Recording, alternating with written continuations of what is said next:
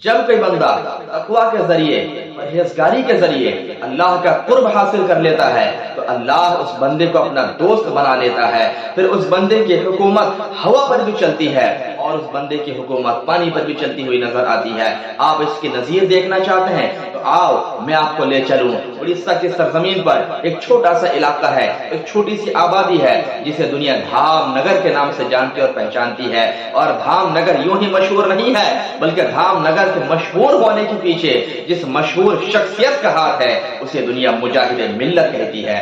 آؤ دیکھو کون مجاہد ملت.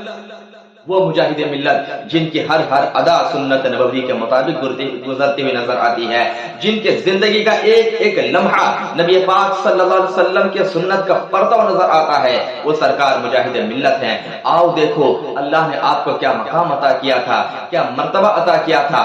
آپ کے شاگرد رشید حضرت مولانا قاری عبدالرب مراد آبادی حبیبی علیہ رحمت رضوان وہ بیان فرماتے ہیں کہ مراد آباد کی سرزمین ہے اور جامعہ نعیمیہ ہے جہاں پر سرکار مجاہد ملت درس دیا کرتے تھے.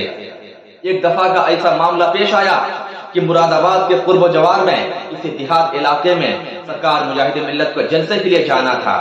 سرکار مجاہد ملت اپنے ہمراہ 4 طلبہ کو لے کر اس آبادی میں پہنچے. پورا رات جلسہ ہوا.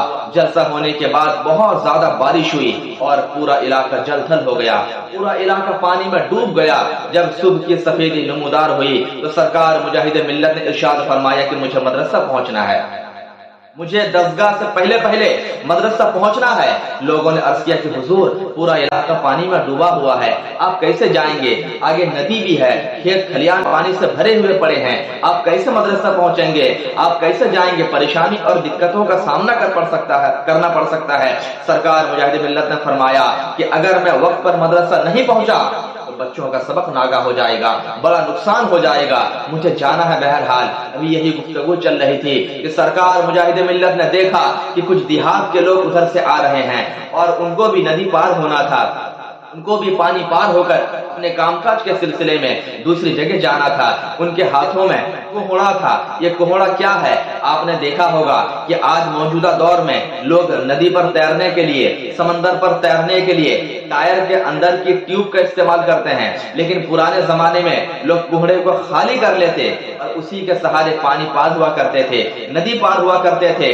جب یہ منظر دیکھا گیا مولانا عبدالرب صاحب نے عرض کیا کہ حضور ان کسانوں کے پاس, ان دیہاتیوں کے پاس تو اوزار ہے, یہ تو پار ہو جائیں گے, لیکن ہم کیسے پار ہو سکتے ہیں؟ ہمارے پاس تو کوئی اوزار نہیں ہے, کوئی ہتھیار نہیں ہے. سرکار مجاہد ملت نے ارشاد فرمایا کہ جو سچا پکا عاشق رسول ہوگا, جو دین کی نشر و اشاعت کے لیے جانا چاہے گا, جب دیہات کے لوگ اپنے کام کے لیے ندی پار ہو سکتے ہیں تو ہم کیا اللہ رسول کے کام کے لیے, دین کی تبلیغ کے لیے پانی نہیں پار ہو سکتے؟ بلا شبہ ہم آگے بڑھیں گے اور مدرسہ ضرور پہنچیں گے. آپ نے حکم دیا کہ ایک بچہ میری انگلی کو تھام لے, ایک بچہ میری انگلی کو تھام لے اور دوسرا بچہ اس پہلے والے کی انگلی کو تھام لے اور تیسرا والا دوسرے کی انگلی کو تھام لے اور چوتھا والا تیسرے کی انگلی کو تھام لے.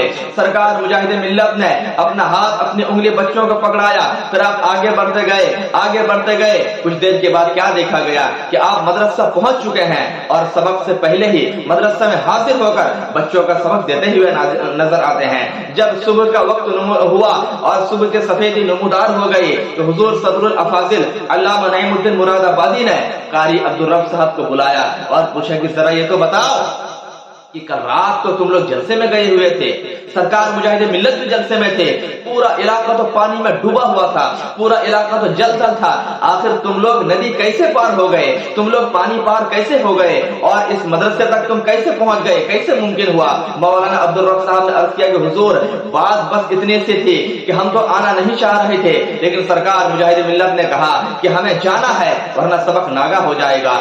آپ نے حکم دیا کہ میری انگلی کو پکڑو, میں نے انگلی کو پکڑا.